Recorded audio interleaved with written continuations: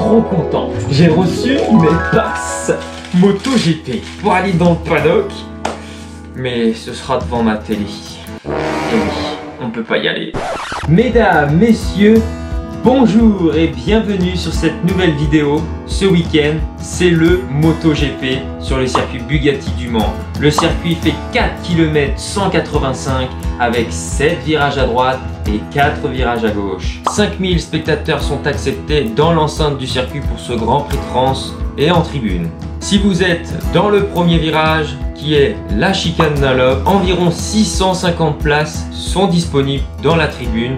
Vous aurez à disposition un écran géant qui sera en face de vous. D'autres écrans géants seront disponibles autour du circuit, mais dans certaines zones, comme au virage du raccordement, qui est le dernier virage du circuit, ou dans la ligne droite des stands au niveau du départ. Sachez qu'environ 1100 spectateurs seront dans la tribune du raccordement Motul. 6 autres tribunes seront dans la ligne droite des stands avec environ 400 à 600 spectateurs dans les tribunes. Derrière les tribunes, des parkings seront à disposition pour pouvoir vous garer et être au plus proche de votre tribune. Le paddock, quant à lui, reste très restreint. Seulement quelques VIP chanceux auront la chance d'être dans le paddock aux côtés des pilotes et des teams. C'est évident, mais le masque reste obligatoire même dans l'enceinte du circuit. Merci de respecter toutes ces restrictions pour que le Grand Prix se passe dans la meilleure des conditions. Attention, vous ne pourrez pas rentrer dans le circuit. Le Grand Prix de France a annoncé que toute sortie de l'enceinte du circuit sera définitive. Chose importante, la course MotoGP qui devait s'élancer à 14 h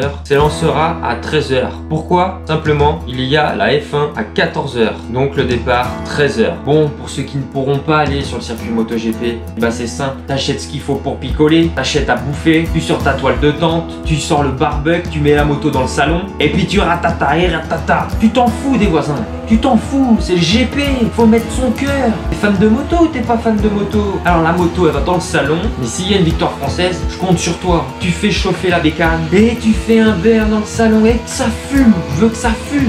Si ça fume pas, écoute, c'est que t'auras pas été content d'une victoire française. Après la victoire du français Fabio Quartararo sur les circuits de Catalogne, Fabio est en tête du championnat du monde MotoGP avec 108 points, comptabilisant 3 victoires à son compteur en MotoGP. Il devance le jeune espagnol Joan Mir sur sa Suzuki et en 3e position Maverick Viñales sur la Yamaha officielle. Puisque nous parlons de Joan Mir, j'ai eu la chance de faire ma sélection de la Red Bull Rookie Cup en Espagne. Je me souviens très bien de lui et maintenant il est en MotoGP, alors félicitations à toi Joan Mir. L'autre français, bien entendu, c'est Johann Zarco. Quant à lui, il est 15e du championnat du monde. Lors de la course en Espagne à Catalunya, malheureusement, Petrucci, juste devant lui, perd l'avant. Johann Zarco ayant eu un petit peu peur, il a perdu l'avant. Il a emmené Andrea Dovizioso, qui lui était en tête du championnat du monde MotoGP. Il ne marque pas de points, logique, Johann Zarco n'y est pour rien. C'est un fait de course. N'oublions pas les Moto 3, mais les Moto 2.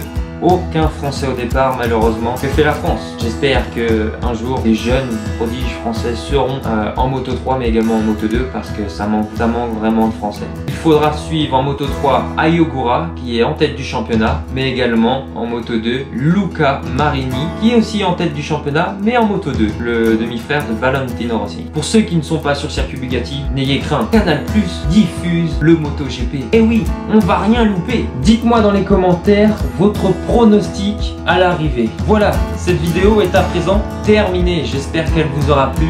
N'hésitez pas à laisser un petit pouce, ça me fera plaisir. Et n'hésite pas à t'abonner si c'est pas déjà fait. C'est gratuit. Bisous.